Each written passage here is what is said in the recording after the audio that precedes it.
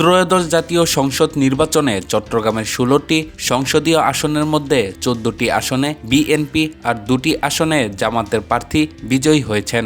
এর মধ্যে ৩টিতে জয়ী হওয়া বিএনপির প্রার্থীদের বাড়ি চট্টগ্রামের রাউজান উপজেলার গহিরা গ্রামে। এই গ্রাম থেকে যে ৩ জন এবার এমপি নির্বাচিত হয়েছেন তারা হলেন চট্টগ্রাম ৬ রাউজান আসনে গিয়াস উদ্দিন কাদের চৌধুরী, চট্টগ্রাম ৭ রাঙ্গুনিয়া আসনে তারই ভাতিজা সালাউদ্দিন কাদের চৌধুরীর ছেলে হুম্মাম কাদের চৌধুরী এবং চট্টগ্রাম ১০ আসন থেকে নির্বাচিত সাইদ আল নোমান।